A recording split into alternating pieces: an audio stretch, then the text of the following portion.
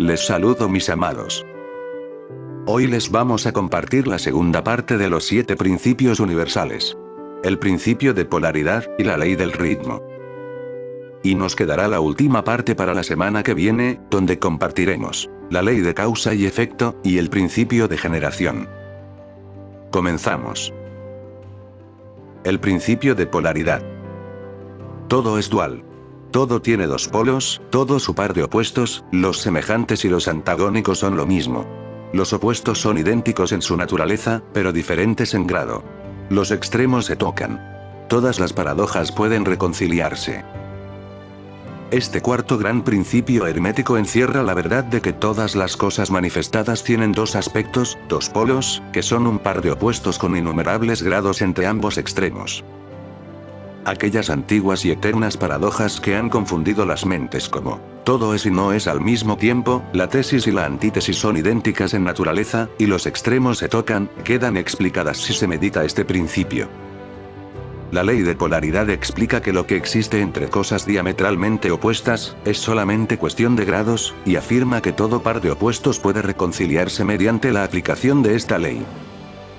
Vamos a examinar este principio en los diferentes planos. En el plano físico encontramos que el calor y el frío son de idéntica naturaleza, siendo la diferencia solo cuestión de grados.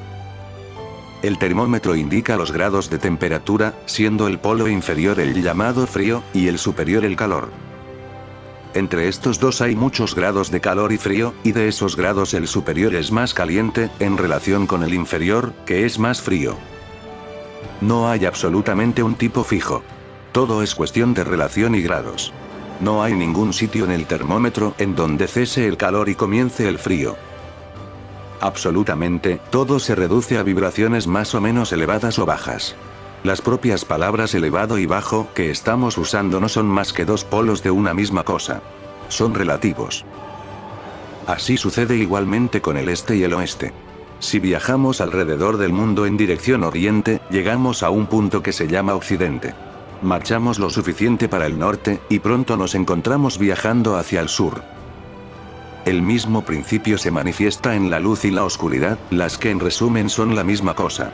¿Dónde termina la oscuridad? ¿Dónde empieza la luz? ¿Cuál es la diferencia entre grande y pequeño? ¿Cuál entre duro y blando? ¿Entre blanco y negro? ¿Entre positivo y negativo? La escala musical es lo mismo partiendo de sí, llegamos a encontrar el sí.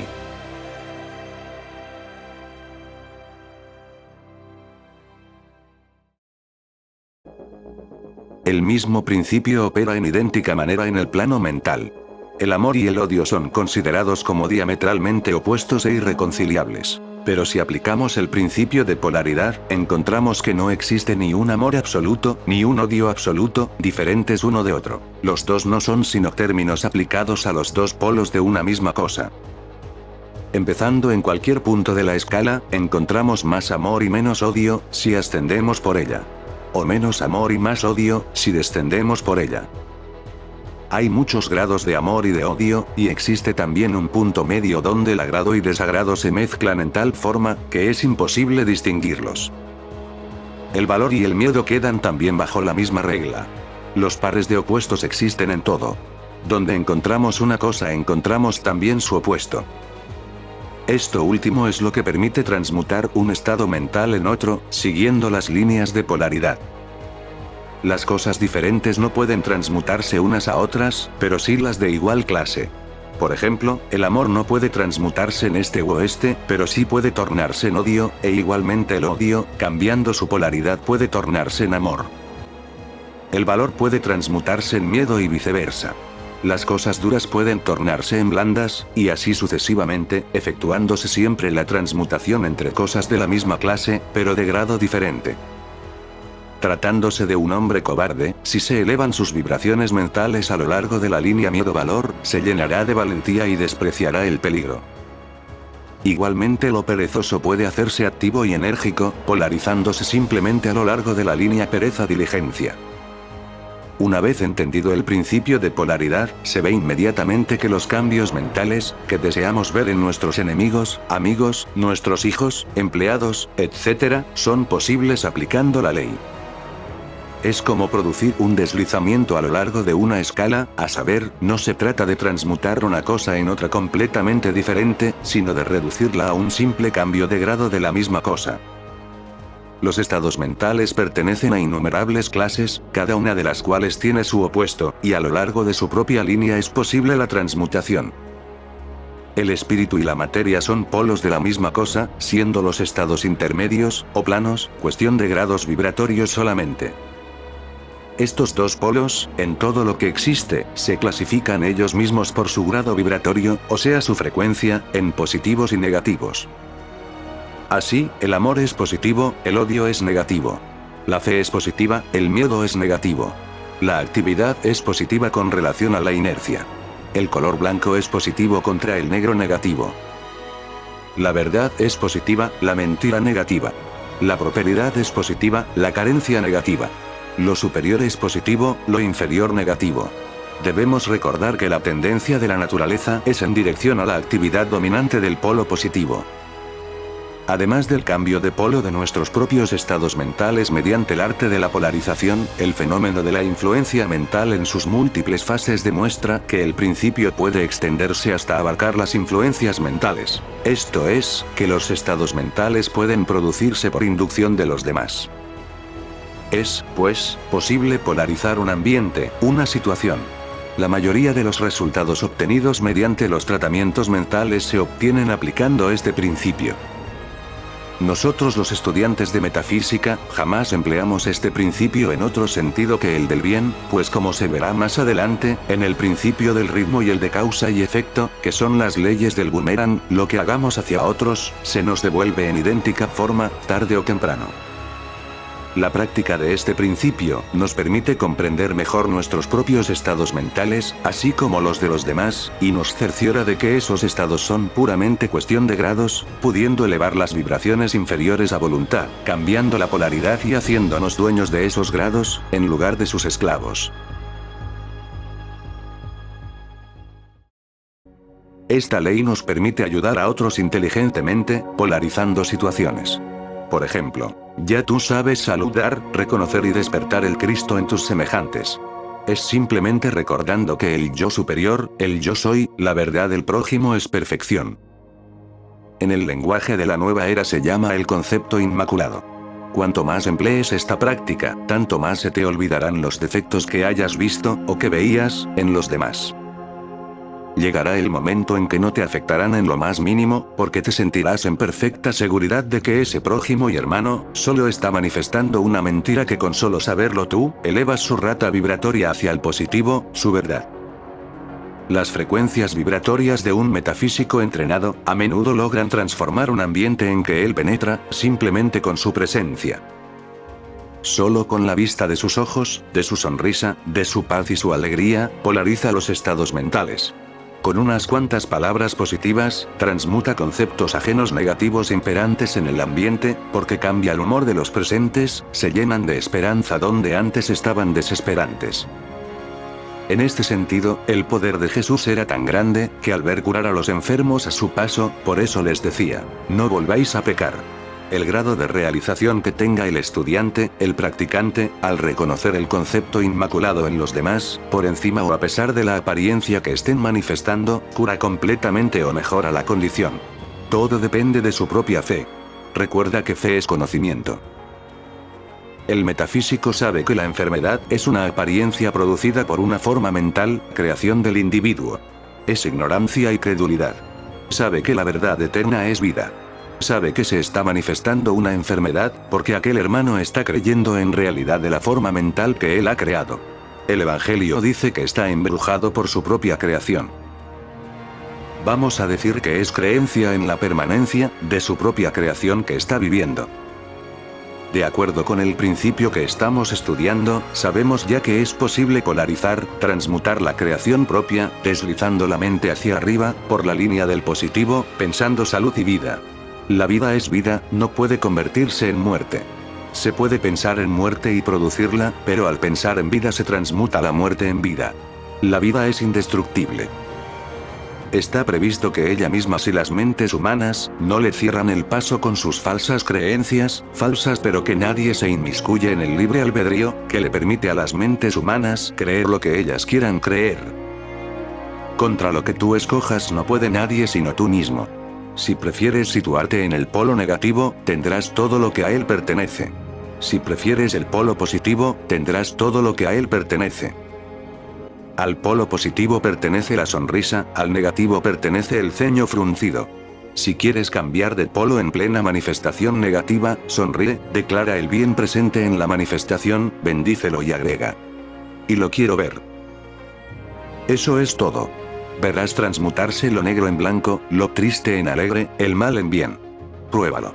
Polariza todas las situaciones que se te presenten, todos los ambientes donde penetres, todos los seres que hablan contigo. Y los oirás exclamar: pero qué bien me siento. Polariza a tus hijos, tus amigos, tus empleados, tu familia, y así serás, lo que llamó Jesús, la sal de la tierra. Lo no deseable se transforma cambiando su polaridad. Si tú mismo no sabes hacerlo rápidamente, hazlo de grado en grado, de condición en condición, de polo en polo, de vibración en vibración. Primero hay que adquirir el arte de cambiar la propia polaridad para luego poder cambiar la ajena. Así como puedes transformar la polaridad de los demás, trayendo el bien contigo, así también se puede llevar el negativo a donde uno vaya. Esos son los llamados pavosos. Estos están siempre polarizados en polo negativo y lo llevan a todas partes. Para dominar el arte de polarizar hay que practicarlo, como todo lo que se desea dominar. El principio de polaridad es la verdad. Los resultados dependen de la práctica que haga el estudiante.